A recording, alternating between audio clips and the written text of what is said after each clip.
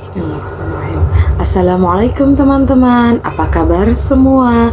Semoga teman-teman dalam keadaan sehat walafiat serta dalam lindungan Allah Subhanahu wa taala ya. Amin. Teman-teman kelas 3. Seperti biasa, sebelum memulai sentra kita berdoa dulu ya. Bismillahirrahmanirrahim. Rabbi zidni ilma warzuqni fahma birahmatika ya arhamar rahimin. Amin. Oke teman-teman, di Sentra Sains pekan ini, di pekan ke-11, ini adalah pekan terakhir untuk tema energi ya. Di pekan kali ini Ibu akan membahas topiknya tentang macam-macam energi dan bentuk perubahan dari energi itu sendiri ya. Jadi ini adalah materi terakhir, topik terakhir teman-teman sebelum evaluasi ujian akhir sekolah ya, atau UAS ya. Siapa yang masih ingat energi yang paling besar yang ada di tata surya kita, di bumi kita, itu energi apa? Ayo, siapa yang tahu? Iya, betul sekali. Energi yang paling besar itu adalah energi matahari ya. Jadi energi panas yang berasal dari sinar matahari itu memiliki banyak sekali manfaatnya ya bagi kehidupan yang ada di muka bumi ini ya teman-teman ya. Dan masih banyak sekali jenis-jenis energi yang dapat kita gunakan dalam kehidupan sehari-hari ya teman-teman ya. Ada sumber energi yang berasal dari fosil makhluk hidup ya, seperti yang Ibu singgung di pekan lalu ya tentang energi fosil ya. Yang energi fosil ini yang berasal dari makhluk hidup ini berasal dari makhluk hidup yang telah mengalami pembusukan ya dan tertimbun di dalam perut bumi ya selama jutaan tahun ya. Seperti contohnya itu adalah minyak bumi ya. Jadi hewan-hewan yang zaman dulu, tumbuhan-tumbuhan yang sudah mati tertimbun di tanah sudah berumur jutaan tahun itu lama-lama akan menjadi salah satu penyebab kita bisa menikmati sumber energi seperti minyak bumi ya teman-teman ya. Nah, adapun bentuk-bentuk energi yang terbarukan ya, atau yang biasa disebut energi alternatif ya. Ada energi mekanik, ada energi listrik, ada energi bunyi, ada energi panas atau kalor, ada energi cahaya, ada energi kimia, dan ada energi nuklir ya. Bu, banyak sekali ya bentuk-bentuk energi itu ya. Tapi saya masih bingung Bu. Oke, Ibu akan jelaskan ya. Untuk energi mekanik, contohnya itu adalah kaki. Yang paling gampang nih kaki kita. Kaki kita kan dipakai beraktivitas ya, bergerak. Entah itu bermain, misalnya main bola, atau bergerak ke sana kemari, kita beraktivitas, misalnya pergi ke sekolah ya teman-teman ya, dan lain-lain ya. Nah, energi mekanik ini sendiri terbagi menjadi dua ya. Ada energi potensial dan ada juga energi kinetik ya, atau yang biasa disebut energi gerak ya. Untuk energi potensial, contohnya itu seperti bola yang kita lempar ke atas itu dia bisa kembali ke bawah ya. Kan kita melempar bola itu posisinya dari bawah ke atas dan dia akan kembali ke bawah. Itu termasuk kan energi potensial ya. Nah, contoh lainnya itu adalah anak panah yang dilepaskan dari busurnya ya. Teman-teman sudah pernah ya panahan ya. Jadi teman-teman tahu ya anak panahnya yang dilepaskan, nah itu karet dari busurnya itu akan kembali ya. Tadinya kan ditarik, terus begitu dilepaskan, anak panahnya dia akan kembali ke posisi semula ya. Jadi benda-benda yang kembali ke posisinya semula itu termasuk contoh energi potensial ya. Nah, untuk energi kinetik atau energi gerak, contohnya itu adalah sebuah kendaraan ya, misalnya sebuah mobil yang melaju ya. Jadi jalan mobilnya ya, menyusuri jalanan, itu termasuk energi kinetik ya. Terus air yang mengalir ya, contohnya misalnya air sungai ya, seperti itu ya. Dan angin yang berhembus ya, dan masih banyak contoh lainnya ya. Nah, untuk energi listrik, contohnya banyak sekali ya, apalagi di rumah kita ya. Kita sering sekali menggunakannya dalam kehidupan kita sehari-hari. Ada lampu listrik, kipas angin, setrika, kulkas, TV, handphone, dan lain-lain ya. Hampir semua yang kita gunakan saat ini menggunakan energi listrik ya teman-teman ya. Nah, untuk energi bunyi, contohnya itu adalah misalnya gendang ya. Gendang itu kan dia dipukul ya. Untuk mendengarkan hasil suara gendang itu dengan cara dipukul ya.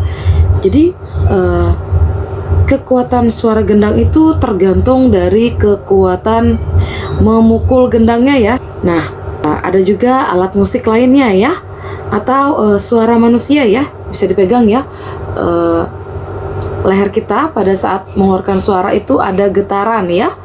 Terus juga ada suara halilintar ya. Mungkin teman-teman ada yang punya pengalaman mendengarkan suara halilintar itu keras sekali sampai bergetar rumah kita ya. Nah, itu contohnya ya teman-teman ya. Nah, energi berikutnya adalah energi panas ya, atau biasa disebut kalor ya. Contohnya itu adalah kita ketika memanaskan air dengan api ya. Jadi kalau teman-teman misalnya mau masak air panas gitu ya, untuk bikin teh misalnya. Nah, waktu nyalakan api, naruh pancinya yang isinya air tuh kan pertamanya pancinya dingin ya. Terus lama-lama panas, lama-lama airnya mendidih ya. Menyebabkan terjadinya perubahan suhu ya.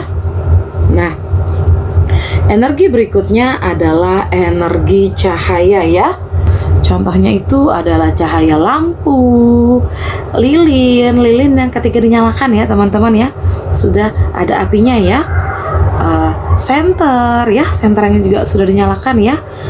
Nah, semakin jauh kita dari sumber cahaya, maka akan semakin sedikit pengaruh cahaya tersebut terhadap penglihatan kita ya.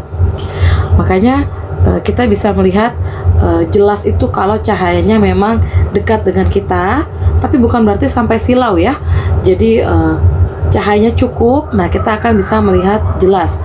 Tapi kalau jauh, dia akan terlihat remang-remang ya penglihatan kita ya.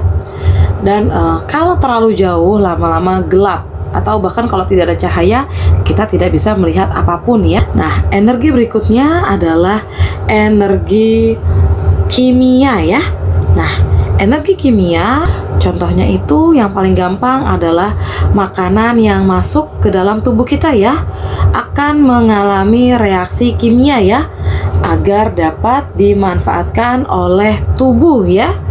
Terus ada juga baterai ya, baterai yang digunakan untuk macam-macam, misalnya handphone, laptop, atau remote, atau mainan kalian ya.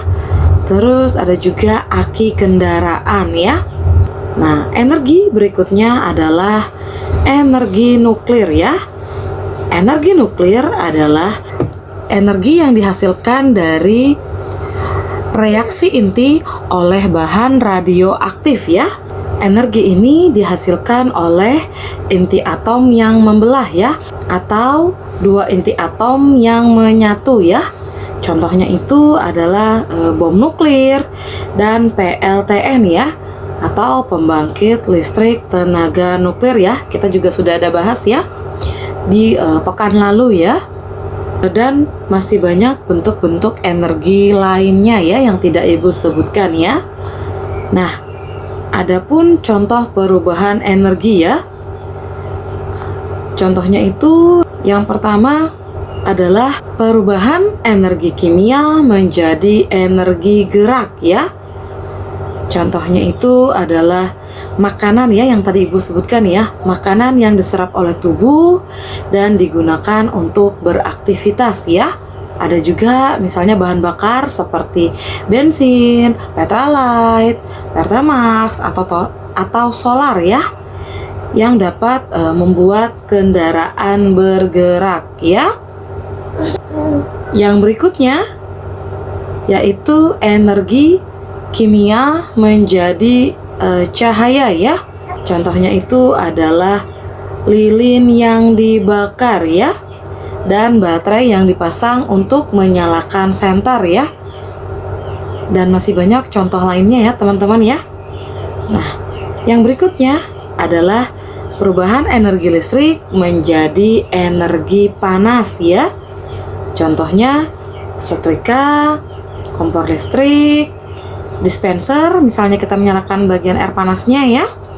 Terus solder, rice cooker, pemanas air, pencatok rambut, dan oven listrik ya, dan masih banyak contoh lainnya ya.